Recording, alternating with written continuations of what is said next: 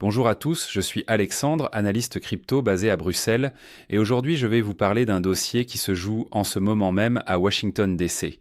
Ce qui se décide là-bas dans les prochaines semaines va directement changer la façon dont vous pourrez investir, épargner et transférer de l'argent, peu importe où vous habitez dans le monde. Ce sujet est complexe, mais je vais tout vous expliquer avec des exemples simples, parce que comprendre ce qui se passe maintenant, c'est se donner une longueur d'avance sur 99% des gens. Installez-vous confortablement parce que ce que vous allez apprendre dans cette vidéo, vous ne le trouverez pas résumé aussi clairement ailleurs. Chapitre 1, le Clarity Act, la loi qui change tout.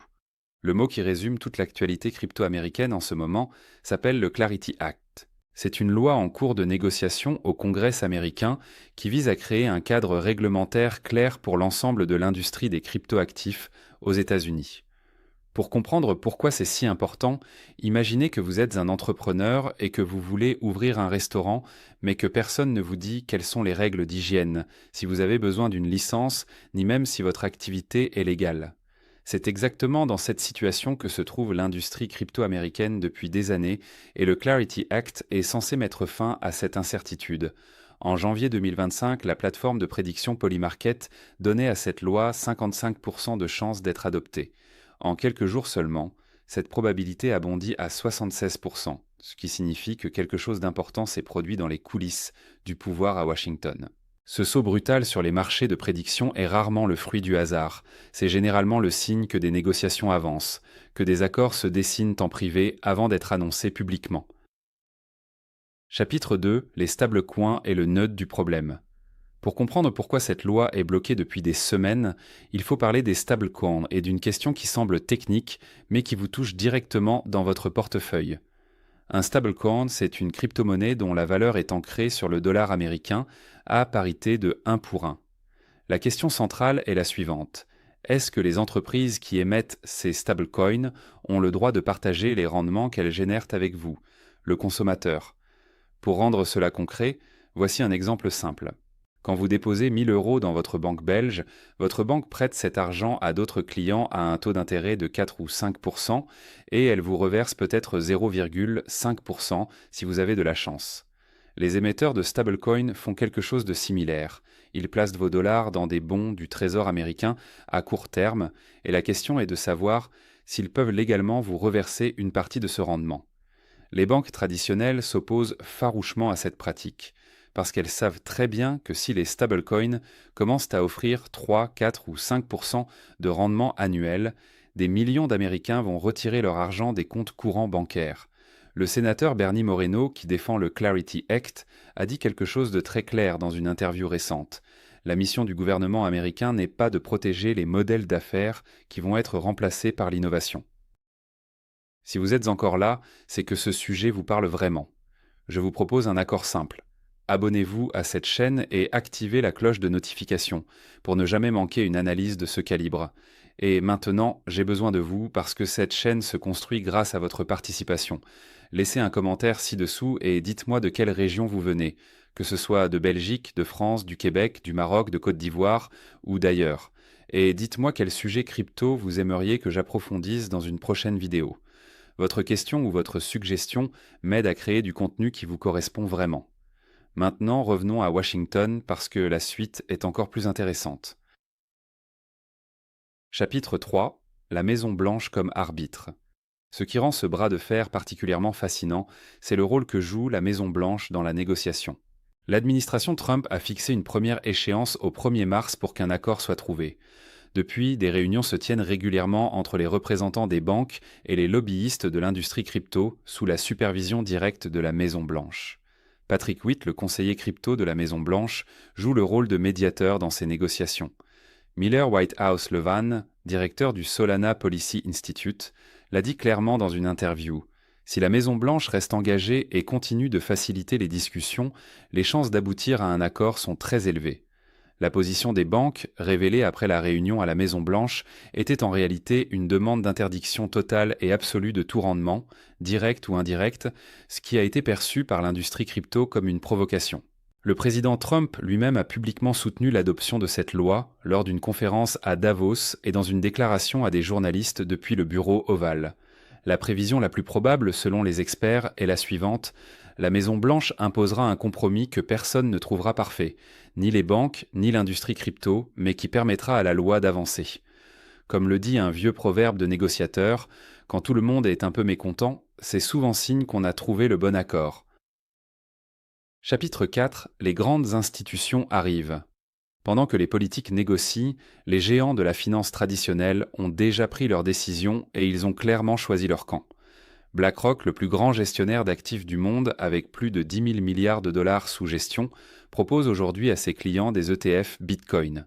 Goldman Sachs, l'une des banques d'investissement les plus influentes de la planète, a révélé lors du World Liberty Financial Conference que ses clients détiennent environ 1,1 milliard de dollars en Bitcoin. Ces mêmes clients de Goldman Sachs détiennent également 1 milliard de dollars en Ethereum et 153 millions de dollars en XRP.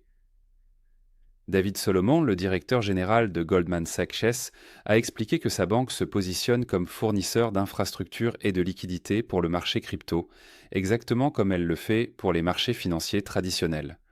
Ce changement de position est historique parce qu'il y a encore 3 ans, ces mêmes institutions conseillaient à leurs clients d'investir 0% de leur patrimoine en crypto-monnaie. Aujourd'hui, les allocations recommandées aux clients fortunés oscillent entre 5 et 6%, et ce chiffre continue d'augmenter. Fidelity, Charles Schwab, JP Morgan et BlackRock intègrent toutes les crypto-monnaies dans leurs offres de gestion de patrimoine privé. Chapitre 5. Les stablecoins, l'arme secrète de l'Amérique. Voici maintenant un point que beaucoup d'analystes négligent mais qui est fondamental pour comprendre pourquoi l'administration Trump pousse si fort sur ce dossier. Depuis quelques années, des pays comme la Chine, le Japon et le Royaume-Uni vendent progressivement leurs obligations du Trésor américain. Ces pays s'inquiètent de la soutenabilité de la dette des États-Unis qui dépasse désormais 1 000 milliards de dollars d'intérêts annuels. Moins il y a d'acheteurs pour ces obligations, plus les États-Unis doivent offrir des taux d'intérêt élevés pour attirer des acheteurs, ce qui fait monter mécaniquement le coût de leur dette. Et c'est là qu'interviennent les stablecoins.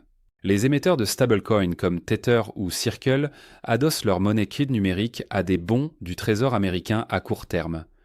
Tether était déjà en 2024 l'un des 18 plus grands détenteurs de bons du Trésor américain à court terme dans le monde entier. En développant massivement les stablecoins adossés au dollar, les États-Unis créent de nouveaux acheteurs naturels pour leurs dettes, tout en dollarisant l'économie mondiale par le biais du numérique. C'est pourquoi le sénateur Moreno parle des stablecoins comme du meilleur outil possible pour renforcer la domination du dollar américain à l'échelle internationale. Chapitre 6. Ce qui arrive ensuite pour vous. La question que vous vous posez probablement maintenant est simple. Concrètement, qu'est-ce que tout cela change pour moi ? Si le Clarity Act passe dans les mois qui viennent, voici ce que cela implique de façon concrète et vérifiable. Premièrement, les stablecoins pourraient légalement vous verser des rendements réguliers, à la manière d'un compte d'épargne mais avec de bien meilleurs taux. Deuxièmement, les titres financiers traditionnels, comme les actions d'entreprise, pourraient progressivement être émis directement sur des blockchains publics, rendant leur accès plus simple et moins coûteux. Troisièmement, des plateformes comme Robinhood commencent déjà à proposer des prêts IPO tokenisés, c'est-à-dire la possibilité d'investir dans des entreprises avant qu'elles ne soient cotées en bourse. Cette opportunité était jusqu'ici réservée aux investisseurs disposant d'1 million de dollars de capital liquide minimum. Sur la question des paiements, le sénateur Moreno a décrit une vision dans laquelle vous pourriez être payé chaque heure ou chaque jour pour votre travail, de façon instantanée, sans attendre la fin du mois. L'obstacle principal à l'adoption des stablecoins dans les paiements quotidiens n'est pas réglementaire, il est fiscal. Chaque microtransaction génère techniquement une obligation déclarative aux impôts, ce qui rend l'usage quotidien impraticable pour l'instant. La réforme du régime fiscal crypto est identifiée comme le prochain grand dossier après le Clarity Act. Conclusion. Voilà, vous savez maintenant ce que peu de gens en dehors de Washington et de quelques cercles financiers de New York comprennent vraiment sur ce dossier.